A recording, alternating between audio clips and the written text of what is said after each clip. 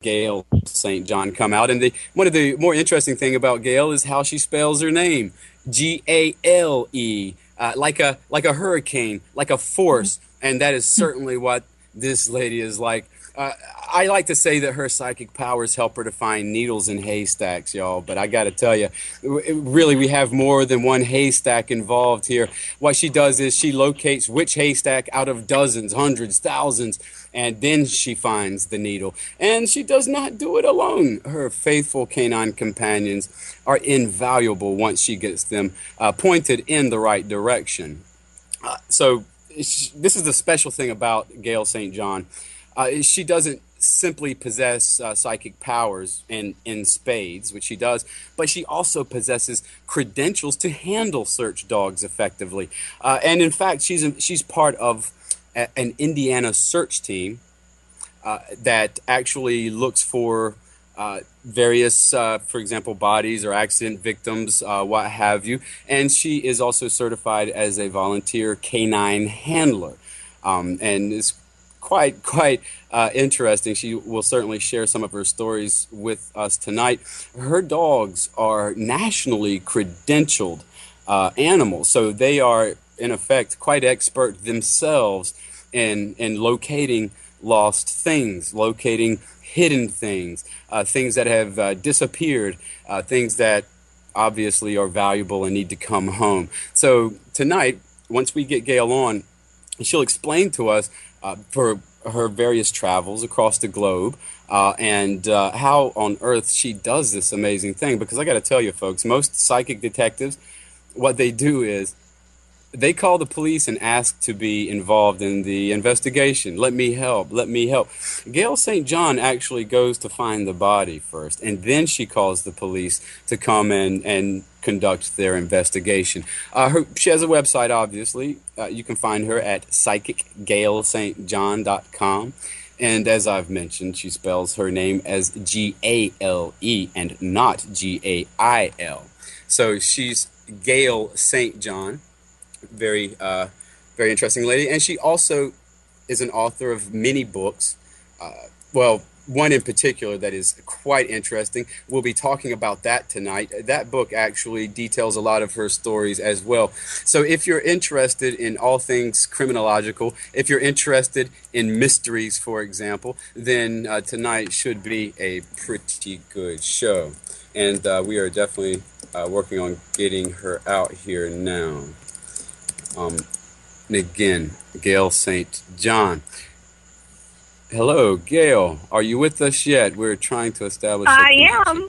Ah, hi. Well, I suppose you heard some of my introduction then.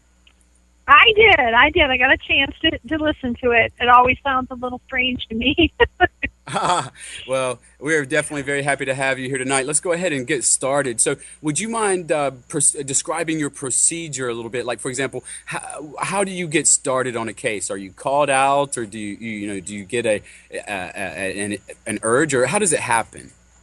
How does it begin? Well, it can be all of the above. I mean, really, it can. There are some where it was just so strong. It was like one of those things where you can't resist. It's like dangling the candy in front of the kid. Yeah. Those are the ones you just go, I gotta go. So it's sort of like, I already know where, so let's just get this over with. Yeah. And then there's ones where, and I would say most of the time, I will go to most of the time, police or, state attorneys are calling me, and I go and, work on the cases. I have some families that'll call, but when families call, I have to follow procedures and protocol, which if I agree to work with the family, it doesn't really mean that it's okay. So I have to have the family kind of be the go-between and get a hold of the police, the detective that's working on their missing persons case, and say, are you okay? This is who she is. This is what she does. But she's credentialed in search work. The dogs are credentialed, and we're at a standstill with our missing loved ones. Can we please get an okay from you? So I just can't butt in. I can't just jump in. Right. Right. You like to, but listen, I have protocol. It has to be followed. Well, you've not done this just in America. You've also been called outside the country to help with missing people as well. So you've obviously done this for several decades, and you've had many interesting cases in many interesting places. And I know it's going to be difficult what I'm going to ask you to do here, but essentially I'm curious if you can narrow down a couple of the more memorable cases that you've investigated and handled. Yeah, I've worked over 1,000, well over 1,000 cases. But there's a few that stand out in my mind. And I got to say, one case was in Japan. And I found it so interesting. You have several issues going on, one with language barrier, as well as culture barriers. Okay? So there's certain things you have to be very careful with when you speak of them. In our country, to be honest, most people heard, and I'm not saying it's not about caring about it, but if you said the word, someone was raped or a child was molested, we're a very open country, and we don't have issues with saying, listen, we need to take care of this problem. It's different. It's different there in Japan. Those are things that are never put on the news, never put out, never talked about. So you have to be very tactful. As strange as that sounds, very, very, very hush. Sure. I would imagine. I think most people would go, what? Really? It's true. It's very true.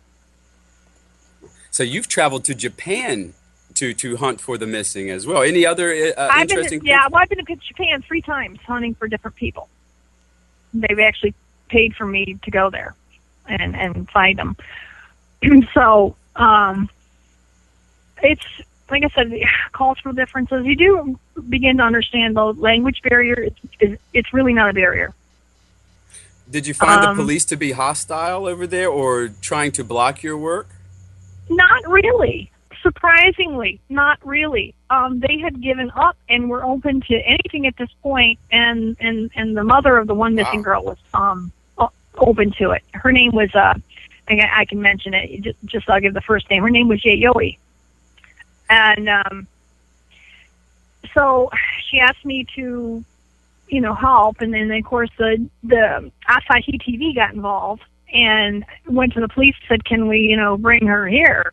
And so I ended up in Japan, and like I said, there was a lot of language barriers. But I found that, on the other side, it's not a problem, because if they say something to me, I can get the gist of it by listening to my guides. And I ended up with an interpreter later, but I'd always answer the question of the, people, talking to me. Before the interpreter said what they said, she goes, why do you keep doing that? I said, well, was my answer correct? She goes, well, yes. I went, okay, well, all right. You're here in case I don't get it. Right. It seems like a translator would be unnecessary when you're dealing with the spirit world and, where things might be a little multilingual over there. But how did that case resolve? I found, in that case, with Yayoi, I did locate her. So, it was sad. I did find her deceased.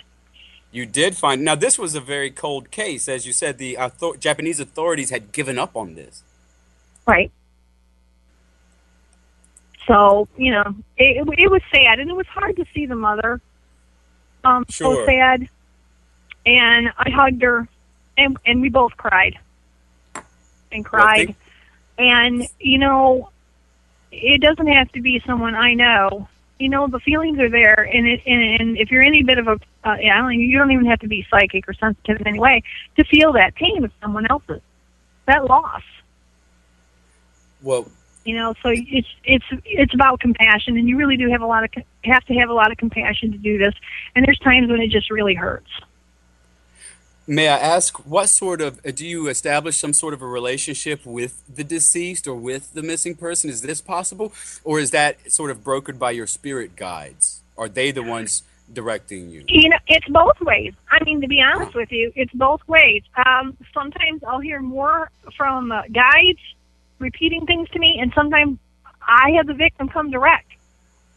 And to be honest with you, I like it when the victim comes direct because they're very adamant about where they are, what's happened to them, and it goes so smoothly.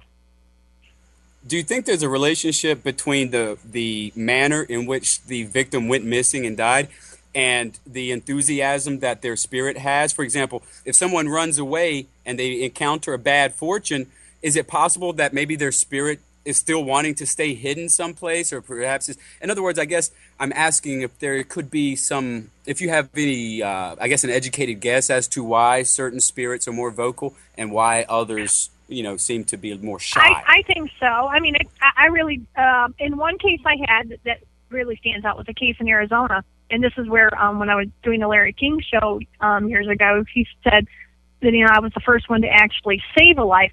Well, it wasn't hard to save a life from, somebody else being killed because this girl's roommate, they were best friends, loved each other dearly, like sisters. She was so clear to me and so full of energy, it wasn't hard to figure out that the roommate was the next victim. Oh my She made it goodness. extremely clear. I made it extremely clear to the police detective working the case.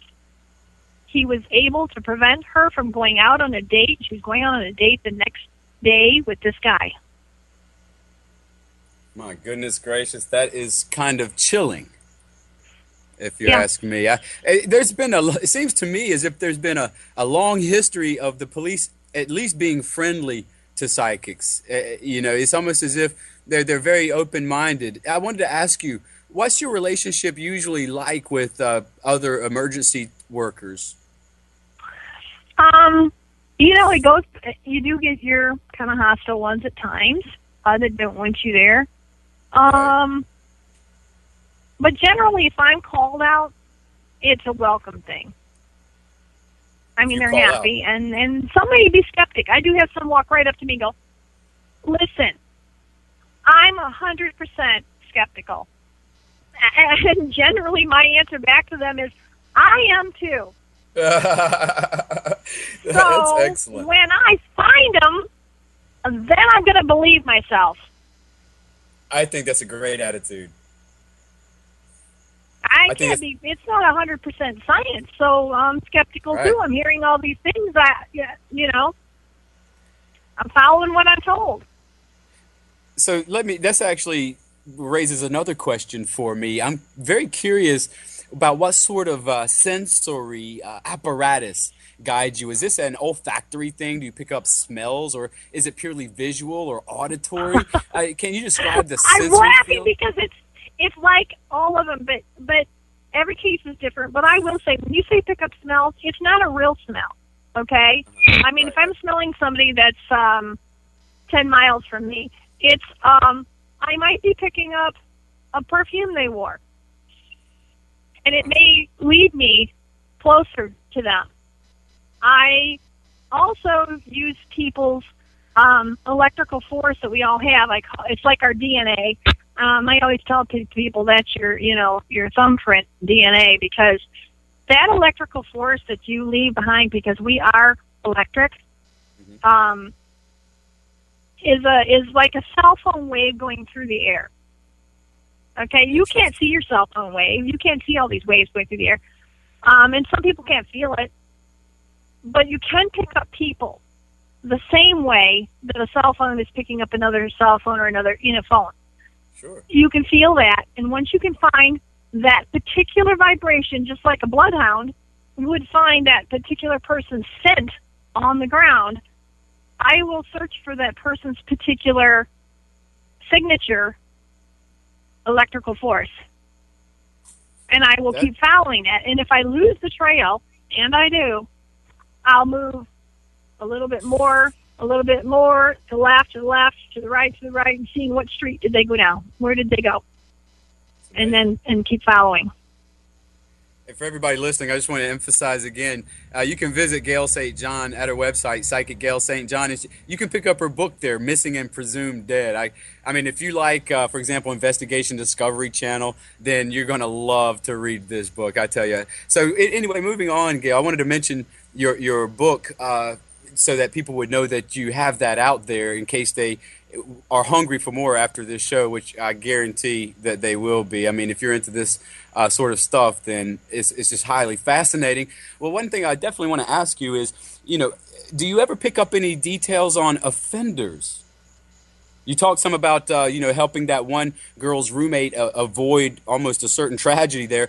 But do you ever pick up any other detail about offenders, for example? I'm curious about that. Or is it purely victim-driven? And on that particular case where the roommate, her life was saved, that particular guy, they told me they had picked up the right guy. And I said, no, you haven't. You do not have this guy. He works at, and I named a place.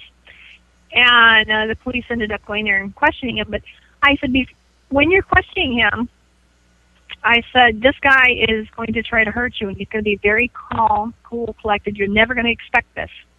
And the detective said, really?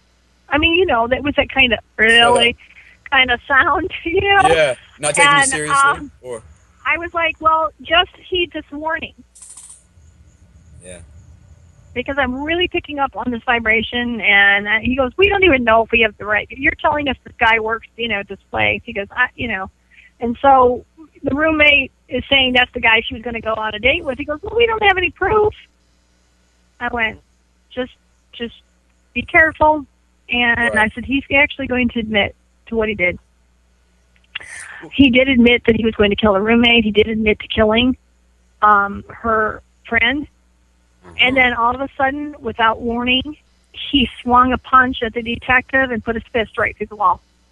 Oh, okay. And so I'm sure you made a believer out of that detective. Oh, he called me up and said, it was sort of like the person you joke about who saw a ghost. He was like, wow. I just got to tell you what happened. I'm like, oh, okay. Well, certain people, when they're confronted of proof of stuff like this, it can unhinge them. Have you ever had any sort of response like that from, an uber rational or very materialistic sort of police officer, or, someone who just can't believe that, you ever? Oh, absolutely. Yeah, wow. Absolutely. That was a case I actually worked in Ohio, and I was actually standing in front of the body, so I had to make the call, and he got there, and he was like totally in disbelief, and then he got upset and turned it around and said, "I'm going to have to take you in because you might be the killer." Oh wow! Oh my God! I was wondering about talk that. about coming unhinged. That's coming unhinged. I didn't even know the guy. Yeah. Well, also I have to put myself in the police's perspective, and they obviously can't take a case to court and cite you as evidence because the defense attorney would just probably have a field day with that. So does that factor into your considerations as you're hunting for this or that victim? Well, it depends. If I'm out alone, and I find a body and I don't have dogs with me, there's an issue. I mean, sure. Obviously I can't come in and testify. I can testify physically to what I just found and saw here, but I can't, of course, bring anything psychic into it. Now, here's where the legal end goes, and this is what you have to be so careful with. One, I can't search a property without permission because I am credentialed with my dogs. I have to have proper permission or it won't hold up in court if I find something. Understood. So this is a sticky situation. You have to really be careful. You can say that word psychic all you want, but then you have to turn around and you have to go the legal end with the dogs because they're kind of don't in one way work together. And rightly so. So I have to be very careful. Sure, and rightly so. We're talking about someone's entire life here, so obviously. Well, if I go in I mean, if you think about this, you know, you have a good argument, and it works in many cases where evidence is thrown out, including a body. Mm-hmm. Okay?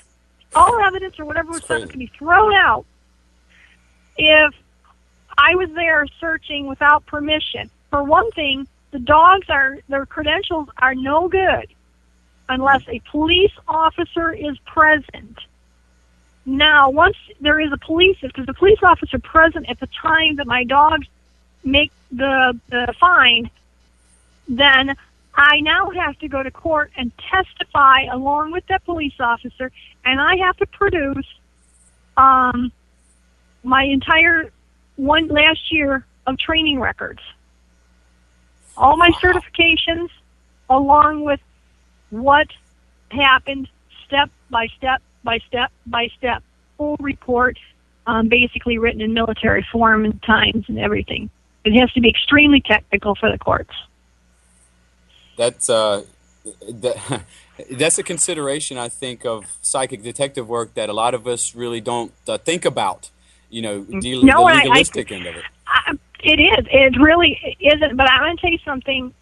You know, people always say to me, "Well, why don't you just go out and do the search, or do this, or do that, or you just let your dogs go?" No. You don't just let your dogs go and then make the find. You are 50% of this team. So sure. You study a lot about the wind, humidity, barometric pressures, probability of detection during certain times of the day. There's a lot to learn. This is not something you step into lightly. This is a full-blown commitment. Yeah, it's not just, in other words, the psychic part is just as important also as the detective part. So you have to have your skills of detection, just like any other investigator, constable, police officer, etc. Those have to be up to par as well, don't they? Right. And you have to know you have to know the legal end of things. You have to know about, you know, people say, "Oh, wind. Okay, the wind's blowing this way, the wind's blowing that way." Well, it's not just quite that way. You're talking about humidity, barometric pressure. You're talking about all these conditions. What does it cause? Does it cause a chimney effect? Does it cause this? Does it cause that? How, you know, I can't help my dogs. We can get close, and then my dogs might be doing a certain body language, and I'm going to say, okay, my victim that I'm looking for has got to be up the hill a quarter mile. Amazing. Because the way the wind is, the barometric pressure, all these conditions, my dog is down here reacting, but finding nothing. That tells me it's up there. So there's a lot of conditions can create certain things. Well, we'll definitely it's a lot of study. I will certainly have a lot of questions to ask about your dogs in the second half of the interview once we get beyond the commercial. Because like you said, you're only 50% of the equation, and they help out a lot. So we have a lot to ask about those. But before we do get to that break, whenever it comes, I would just sort of like to talk about maybe some high-profile cases that you've touched upon, or perhaps have been involved with, or just found yourself sort of involved in. I know there's a famous video on YouTube where you, right? You know what I'm going to ask, right? I'll just let you take it from here. Oh yeah. You know what I'm going to ask. The right? Anthony case. Absolutely. Florida. We're very curious about that. Can you talk about that experience? I can. Awesome. I originally I do what they call a blind drive on every case. If I go out and work it, I do I've coined the phrase blind drive, which is where I'm picking up that signature or that vibration, and I start where the last known place was of a person when they were alive, if we know this. When I began that search, I started at the Anthony house, and I drove right straight to the body. My problem was, and my dilemma, is I have to follow the law. It doesn't matter the psychic end, I have to follow the law. Right. And I couldn't cross over. So I did call on that case, and let them know that I was 100% sure. I was seeing the bag. I also know when Kronk went by me because we waved at him. So anybody that knows about the case, that is how all that happened, which the public really never knew the whole case. Okay, it wasn't talked about. But while I was on the phone, that was one of those irritating moments as a psychic medium where I was just so frustrated because they go, "Are you that dumb psychic from Ohio? You can go home." I see. So they had to wait for a utility worker to find the body instead, and then. Well, he had seen us standing there, so he knew right where it was. I mean, we were out there with cadaver dogs, but we could not go onto that land. Man, it's such a sad and frustrating case. Well, yeah, because there would have been forensic evidence left on August 11th when we made the location of the body. Right. We could not get anybody out. I even went to Texas EquiSearch and asked them to please go there, and they said they couldn't. And they had already they claimed that they had searched the one area. I said, but you did not search this area, and you need to come back. And I just got to the point where I was so frustrated over it because of the legal end of it. I spoke to Nancy Grace's field producer, and she said, "You have the video?" I went, "Yes." She goes, "Are you willing to hand it over?" I went, "At this point, of course. I'm getting nowhere." Yeah.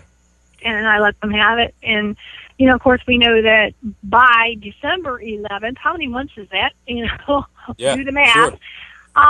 So sad because we didn't get a conviction. I'll stand by what I say. If I had been on the jury, I could not have convicted her because I didn't have 100% proof, even though I know what happened. Yeah, you know, I think so it's frustrating.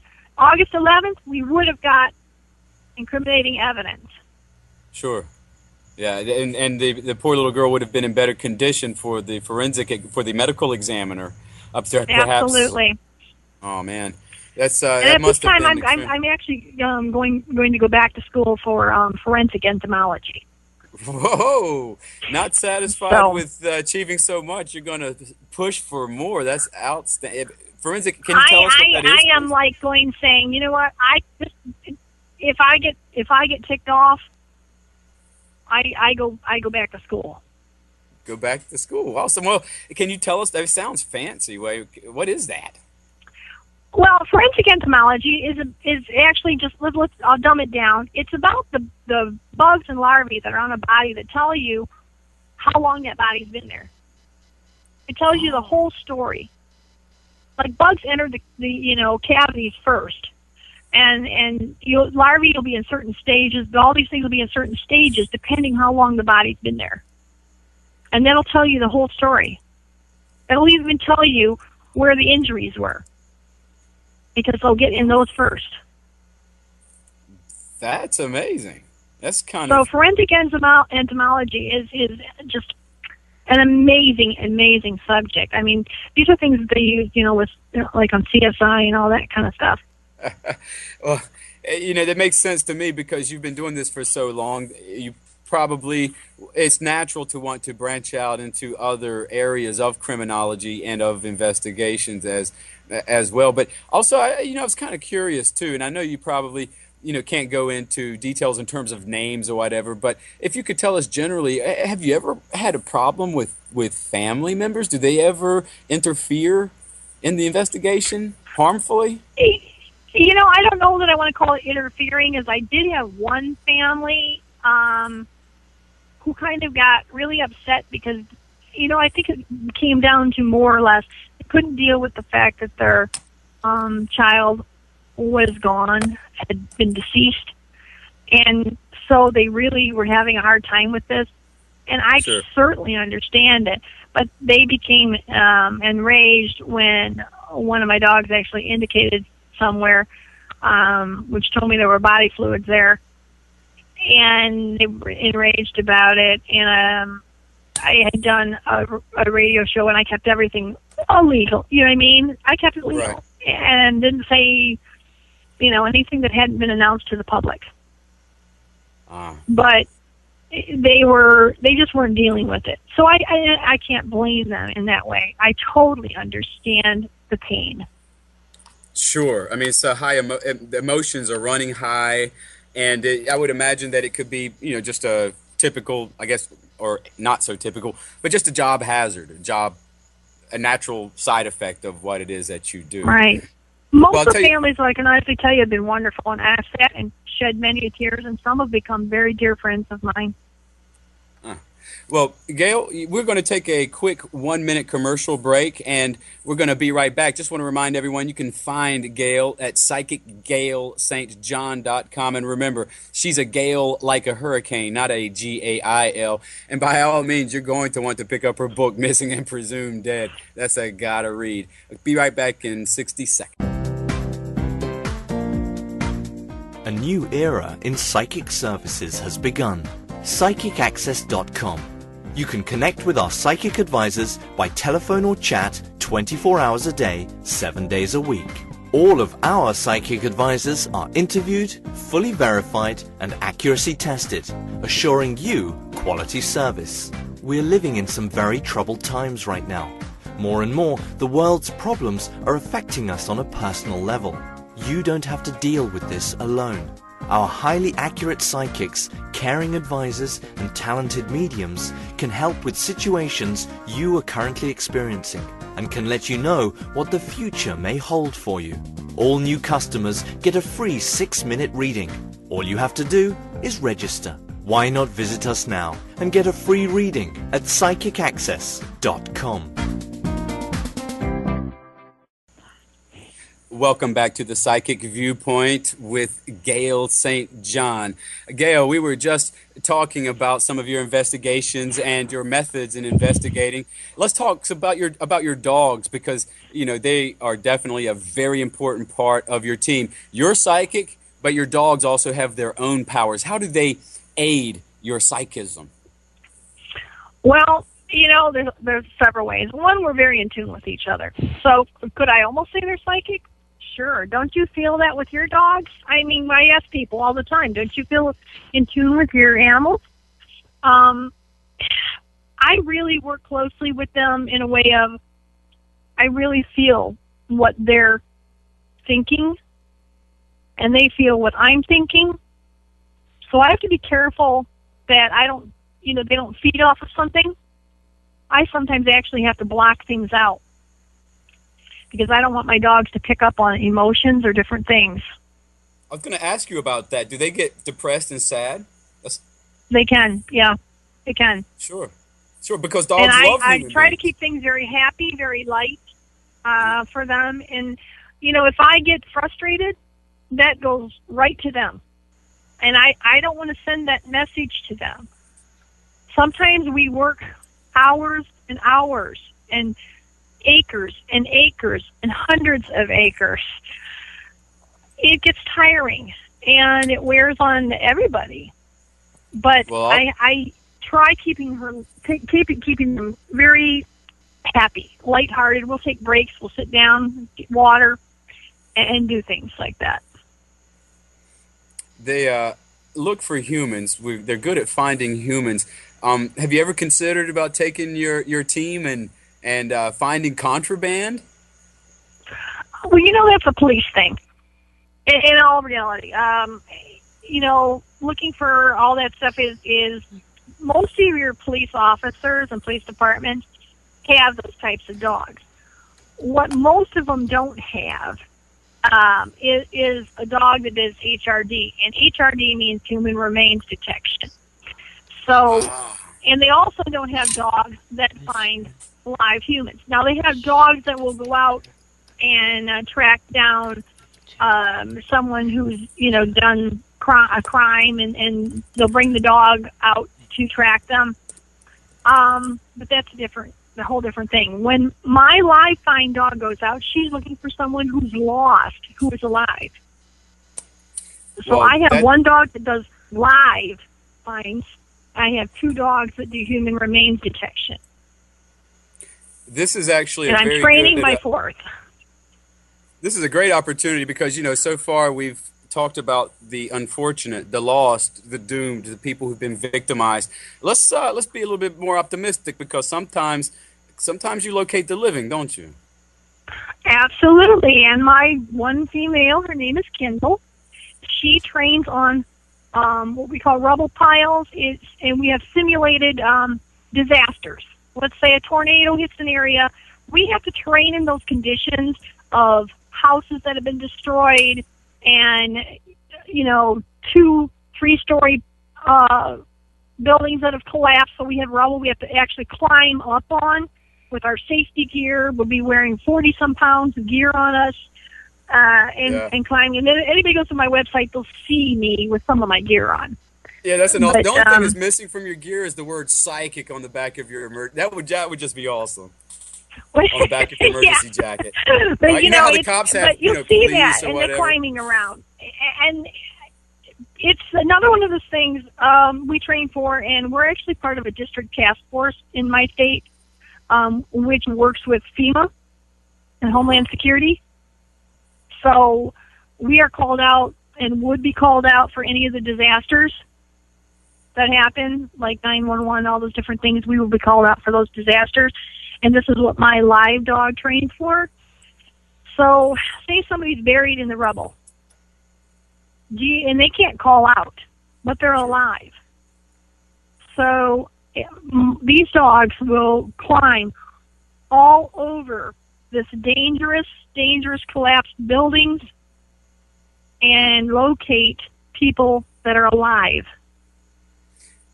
Just putting myself in that situation for 5 seconds, fills me with a bunch of gratitude to the dog, because it's a frightening scenario to be helpless and basically, feeling, hey, I'm not going to make it out of this one. And so to have the dogs come through and yourself come through at the last minute for a rescue, that certainly has to be a wonderful feeling. But you mentioned a student of yours, and this makes me curious.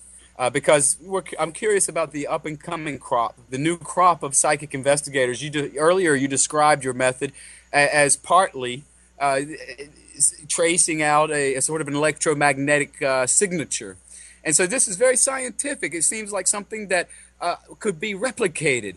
Can you tell us a little bit about your instructing and your teaching and, about the new generation of psychic investigators that you're helping to shape? And if anybody watched The Blind Drive, they will see one of my students, Travis Sanders, as I'm teaching him. Yes, we do it. I'm teaching him. I'm a very hands-on teacher.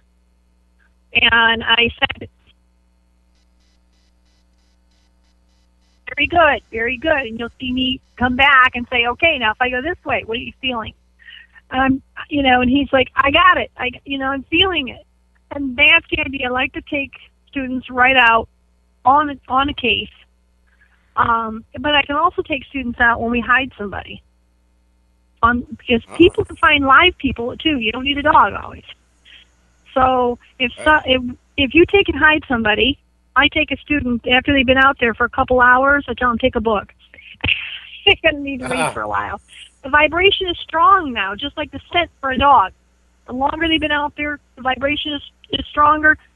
And the longer they've been out there, the scent is stronger for a dog. So if we're not using your dog, I still want them to be out there for a couple hours. And then I begin by telling them, shut your eyes. And I'm going to run into a tree. No, you're not. Believe me, trust yourself. Trust yourself. You won't run into a tree. Put your hand out. You're not feeling so that you physically hit the tree. You will feel the vibration changes as you walk. Trees feel different than concrete, than a person. Begin to open yourself up to feeling those vibrations and those waves. Sure. That's key to learning.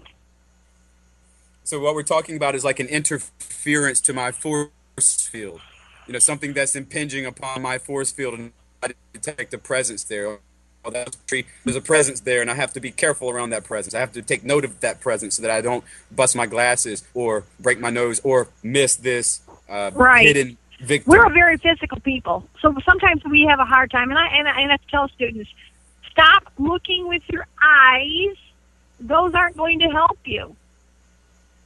Yeah, the You're detectives going to have those already. Look with what's inside you. What is given to you, your ability, use it. Really hone those skills.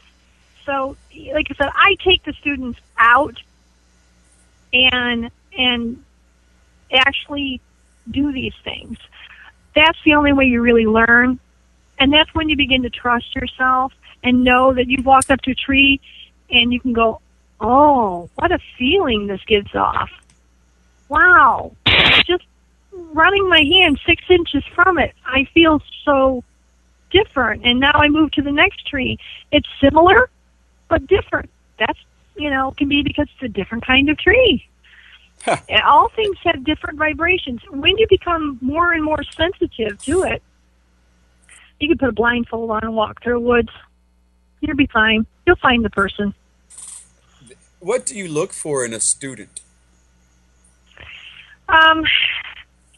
The first thing I always look for is not the student who brags about how good they are. I look for the student who has an eagerness and desire to open themselves up to everything. Let nothing hold them back. And ego certainly becomes a problem and doesn't mix with this work. So it's not for everybody. No, absolutely not.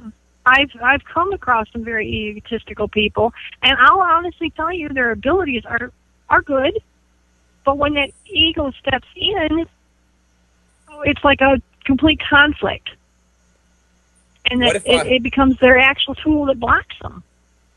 What would you say to those listening who may feel as if they're psychic? Those listening who get very good intuitions, but never listen to them because they are not psychic. They maybe don't give their intuition enough credit.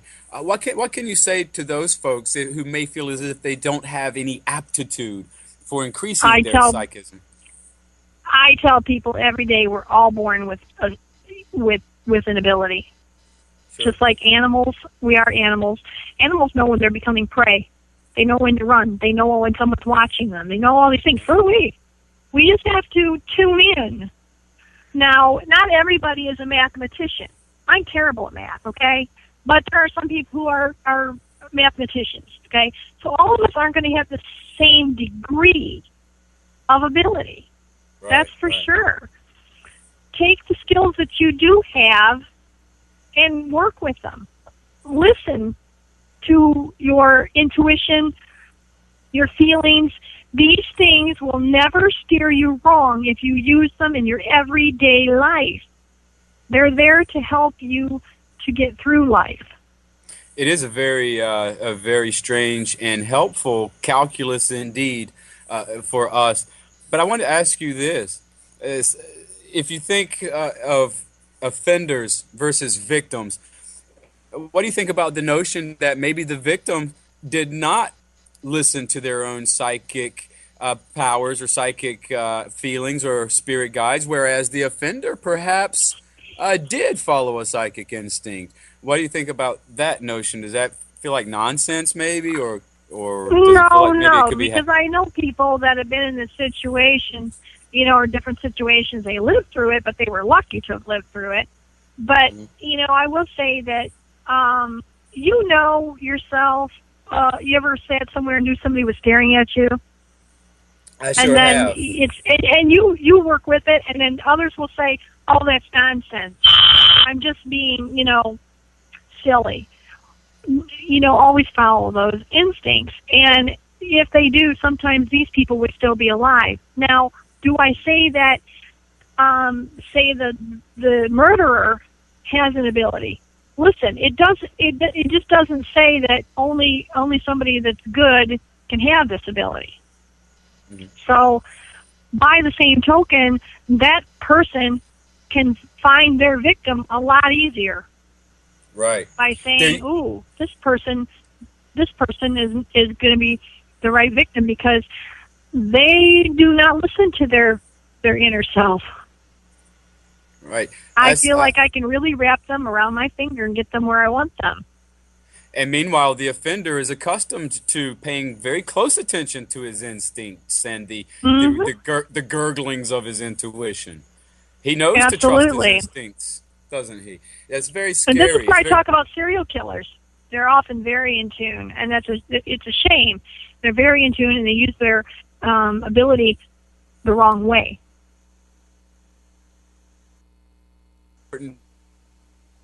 For people to study under those experienced and who know, such as yourself, those who have a very, very impressive curriculum vitae, but who are also very humble and dedicated to service to humanity. Because I tell you, folks, Gale St. John has been climbing over all sorts of inhospitable terrain. She's filled people's families' lives with closure and relief, and it's not like she lives in Miami Beach or a posh mansion. Gale St. John has not exploited this need. She's done a lot of good, and it's a service to humanity. It's a service to humanity. So as far as I'm concerned, it's people like Gale St. people like yourself, Gale. I don't mean to sit here and talk about you like you don't exist, like you're not here. It's people like yourself, I think, who are I don't even want to say obligated, but we are obligated to entrust our education to people such as yourself. You're one of the trustworthy shepherds in psychism. Now, I also wanted to ask you, Gale, and again, I understand you might not be at liberty to give revealing details, and I certainly don't want you to get yourself in any legal hot water, but is there any particular victim or case that maybe has stuck with you over the years that you just can't shake off? Oh, yes. Oh, yes. And I apologize. I should ask your permission if it's okay, if you don't mind speaking about that as well. I hate to... Yeah, it just frustrates me. There was a case where I found a body. I know what happened.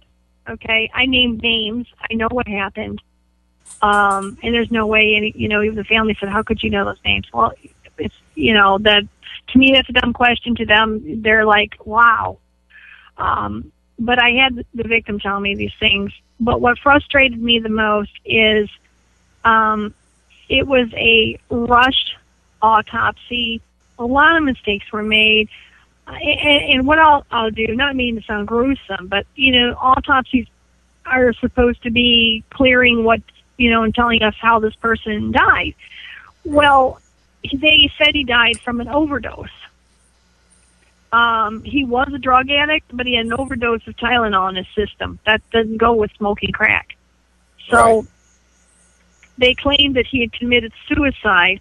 But when they found the body and when they got there, when they did the initial examination, they found a tube shoved down his throat and down through the esophagus. Now, I, don't mean this in a joking way, and I do. When's the last time you contemplated suicide and shoved a tube down your throat so you could dump the pills in? No way. Well, you and I say no way. And the coroner put this through as a suicide. I was enraged. The family was enraged.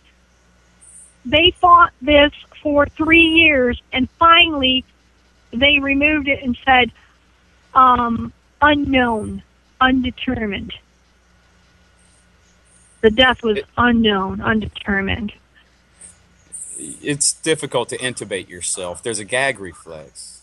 Yeah, it wasn't happening, and that isn't what happened. And after I found his body, 2 days later, he kept coming to me and saying, my keys are there. Go to this certain place. My keys are there, and my wallet are there. And then look for the car tracks.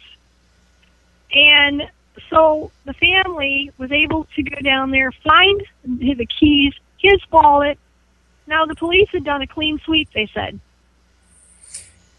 Let me ask you this. And, do you understand the frustration there? I've asked about conflict with the police. I've asked about conflict with the families, and this is probably the most difficult one of all. Do you ever, uh, because you're the one talking to spirits, perhaps they hold, do you ever feel they hold you accountable for things? Do you ever feel like they might be getting angry at you? Yeah, I do sometimes. I mean, and I know they That's don't gotta mean hurt. it that way, but Right. it's frustrating for me. It's frustrating for them. You know, like in this case, he did not kill himself. Yeah. Witnesses told from up, it was like up on a hill, there was a trailer park. Witnesses told of a car that had pulled down there, had the trunk open the day before, and threw something into the creek. It was his body. Oh my God. That's But yet they're saying it's suicide. Well, so he jumped in a trunk, jumped out of a trunk, shoved a tube down. You know, it's that moment when you just want to rip your hair out and go, seriously. well. I'll tell you what, Gail. We're coming down to the short hairs here. I want to ask you a quick question. How do you, how do you protect yourself, your emotions, and your psyche? I do a lot of meditation. I have to sit down and just absorb what happened, meditate, and then sometimes, you know, after I find the body, I'll sleep literally 2 to 3 days. Well, you know what? You've been doing this for 30 years, and now I do believe, correct me if I'm wrong, you've expressed you've expressed an interest to expand, go into forensic etymology, etc., and you are now accepting clients. Am I right about that? Oh, yes, absolutely. I want a reading with you. I have a loved one who's passed. I'm desperate to contact that loved one. How do I get a hold of you to make that happen? Well, you can email me at k9search@ymail.com, or you can call my number and leave a message. Generally, you will have to leave a message because of my training is so lengthy, but you can call 419-491-7283. Leave me a message. I do return calls. Okay, and your email address, is that the letter K and the number 9, or spelled out K9? Yep, the letter K and then the number 9 and then search. K9 search at ymail.com. Very good, very good. Well, Gail, I can't thank you enough for coming here tonight and enlightening us with your knowledge and your stories. I want to remind everyone, please find Gale St. John at psychicgalestjohn.com. And again, that's Gale like the storm, Gale, and not Gail or Gayle and any other permutation thereof of that beautiful name, but psychic, Gale, stjohn.com. Pick up her book, Missing and Presumed Dead. You will certainly be glad you did. Perfect summer reading, especially if and that is, like there is another book criminology. actually called, I'm sorry to interrupt you, there's another book by all called Missing means, Presumed please. Dead.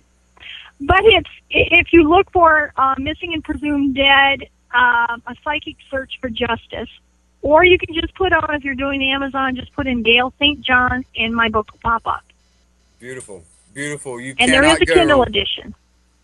All right. Well, Gail, I really do appreciate you coming on, and I hope you have a lovely evening. Thank you so much. Well, thank you for inviting me. I really appreciate it. Hello, my name is Res Miranda. If you're having relationship, career, or life issues, I'm inviting you to experience what it's like to have access to professional, highly accurate psychics and spiritual advisors you can trust to care and help you. Register now to get your free 6-minute reading by telephone or chat. Get answers. Get access. Psychic access. 24 hours a day, 7 days a week.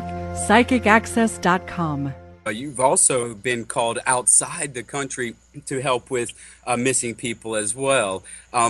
So you've obviously done this for several decades, and you've had many interesting cases in many interesting places. And I know it's going to be difficult what I'm going to ask you to do here, but essentially I'm curious if you can narrow down a couple of the more memorable cases that you've investigated and handled. Yeah, you know, I've worked over 1,000, well over 1,000 cases. But there's a few that stand out in my mind. And I got to say, one case was in Japan. And I found it so interesting. You have several issues going on, one with language barrier, as well as culture barriers. Okay? So there's certain things you have to be very careful with when you speak of them. In our country, to be honest, most people heard, and I'm not saying it's not about caring about it, but if you said the word, someone was raped or a child was molested, dogs are nationally credentialed animals, so they are in effect quite expert themselves in locating lost things, locating hidden things, things that have disappeared, things that obviously are valuable and need to come home. So tonight, once we get Gale on, she'll explain to us for her various travels across the globe and how on earth she does this amazing thing. Because I got to tell you, folks, most psychic detectives, what they do is they call the police and ask to be involved in the investigation. Let me help. Let me help. Gale St. John actually goes to find the body first, and then she calls the police to come in and conduct their investigation. She has a website, obviously. You can find her at psychicgalestjohn.com. And as I've mentioned, she spells her name as Gale and not Gail. So she's Gale St. John. Very interesting lady. And she also is an author of many books. Well, one in particular that is quite interesting. We'll be talking about that tonight. That book actually details a lot of her story. So let's just get this over with. Yeah. And then there's ones where, and I would say most of the time, I will go to most of the time, police or, state attorneys are calling me, and I go and, work on the cases. I have some families that'll call, but when families call, I have to follow procedures and protocol, which if I agree to work with the family, it doesn't really mean that it's okay.